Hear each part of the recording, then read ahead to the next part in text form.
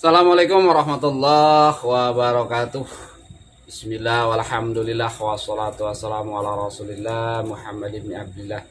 La hawla wa la quwata illa billah. Amma ba'du. Alhamdulillah rabbil alamin. Para jamaah yang kami hormati, alhamdulillah berkat pertolongan Allah kita berjumpa lagi di kesempatan kali ini masih dalam ngaji ngopi bareng Bang Malik.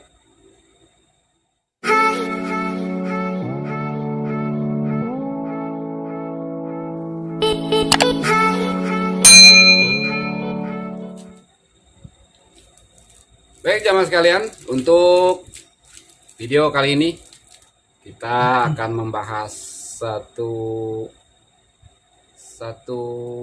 bahan makanan yang pastinya insya Allah kita semua sudah sangat mengenal dan sangat familiar di dapur kita masing-masing. Apa itu? Ini sabu. Bukan. Iya. Ini terigu. Nah, kebetulan ini adalah terigu yang nggak ada nama mereknya. Itu dalam kemasan biasa. Terigu adalah satu bahan makanan yang sangat familiar, yang sudah kita kenal semua. Dan dari bahan terigu ini bisa dibuat berbagai macam makanan. Gitu. Mungkin bisa bikin donat, bikin martabak, bikin cake, atau mungkin makanan-makanan yang lainnya. Gitu. Bisa juga mungkin secara sederhana, sekedar dicampur air, terus dikasih garam, diaduk, digoreng, bisa dimakan. Gitu. Tapi bahan dasarnya tetap terigu. Nah, terigu adalah satu bahan makanan yang bisa dibuat makanan apapun, tergantung selera, tergantung kemampuan kita dalam mengolahnya. Semakin sulit cara membuatnya, semakin banyak bahan-bahan yang dipakai, semakin banyak juga alat memasak yang dipakai, insya Allah akan menghasilkan satu bentuk makanan yang rasanya pun akan berbeda, mungkin lebih enak, lebih lezat, dan dipandangnya juga lebih indah, lebih bergengsi, dan siapapun tertarik untuk menikmatinya.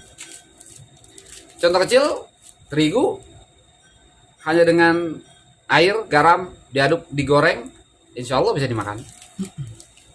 Tapi kalau ingin rasa yang lebih enak lagi, harus misalnya membuat donat, harus ada telur, harus ada pengembang, harus ada bahan-bahan yang lain, dan cara membuatnya pun kita harus paham. Karena berbeda dengan terigu yang tadi di sekedar kocek-kocek aja. Jelas? Itu. Level donat dengan terigu kocek berbeda. Ingin yang lebih enak lagi? Ingin membuat martabak? Banyak lagi tambahan yang harus dipakai.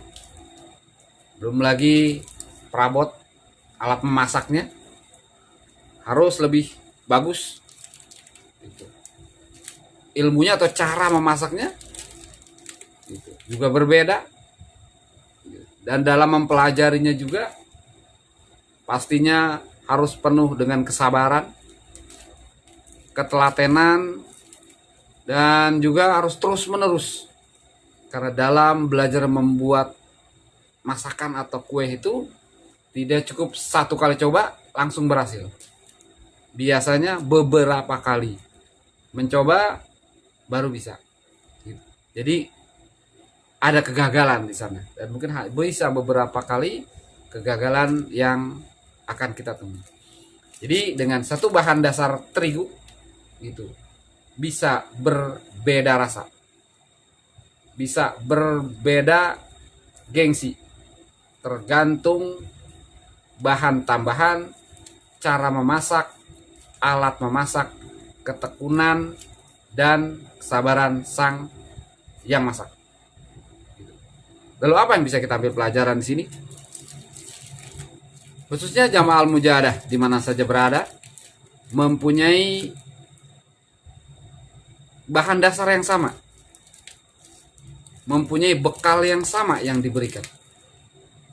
Secara umum kita sebagai manusia diberikan bekal yang sama oleh Allah Subhanahu wa taala. Kita dikasih otak beserta pikiran, mulut beserta bahasa, panca indera yang lainnya, kita diberikan bekal yang sama. Yang membedakan kita adalah tingkat ketakwaan kita. Nah, lalu bagaimana? Kita melihat lebih dalam. Yang membedakannya adalah cara pengolahannya. Bagaimana kita mengolah diri kita, mengolah ibadah kita, untuk meningkatkan keimanan dan ketakwaan kita kepada Allah Subhanahu wa taala. Tentunya pengolahan yang terus-menerus, pengolahan yang disertai dengan keistiqomahan, dengan keikhlasan, kepatuhan kepada Allah Subhanahu wa taala, dengan kesabaran, tekad yang kuat, mental yang kuat, tentunya akan menghasilkan sesuatu yang bagus dan akan berbeda dengan orang yang hanya mengolah terigu ecek-ecek langsung digoreng. Walaupun memang bisa dimakan, tapi pastinya rasa berbeda, gengsi berbeda, kualitas berbeda. Jadi permasalahannya adalah tergantung pengolahannya. Seluruh jamaah al-mujahadah dikasih bekal yang sama, cara belajar yang sama, pembacaan yang sama. Lalu kenapa begitu banyak ketimpangan yang terjadi, perbedaan sedemikian jauh? Tergantung pengolahannya. Ada yang kuat zikirnya, ada yang malas. Ada yang rajin ibadahnya, ada yang malas. Ada yang sholatnya rajin, ada yang malas. Ada yang sholat sunnahnya, yes, puasa sunnahnya rajin, ada yang malas. Ada yang mau menempa diri, siap menderita, kuat mental, kuat lapar, kuat haus, kuat kerja keras, kuat ibadah, kuat sedekah. Tentunya hasilnya berbeda dengan yang belajarnya dengan bermain-main. Hasil logikanya tergantung usaha kita. Jadi jangan salahkan. Tentunya kita semua ingin keberhasilan, olahlah diri kita semaksimal mungkin. Jangan takut lapar, jangan takut susah, jangan takut mati. Teruslah belajar. Belajar patuh dengan guru-guru kita. Belajar patuh ke Allah. Dan semua yang sudah diwajibkan atas diri kita dengan penuh keikhlasan, kesabaran, dan keistiqomahan. Semoga istilah ringan yang saat ini kita bahas bisa dipahami, bisa dimengerti oleh kita semua. Semoga senantiasa Allah berikan kita pertolongan untuk bisa meningkatkan keimanan dan ketakwaan kita kepada Allah Subhanahu wa taala. Mungkin hanya itu yang bisa kami sampaikan di pertemuan kali ini. Semoga kisah kecil ini bisa menginspirasi dan bisa bermanfaat buat kita semua. Akhirul kalam, assalamualaikum warahmatullahi wabarakatuh. Salam ngaji terigu.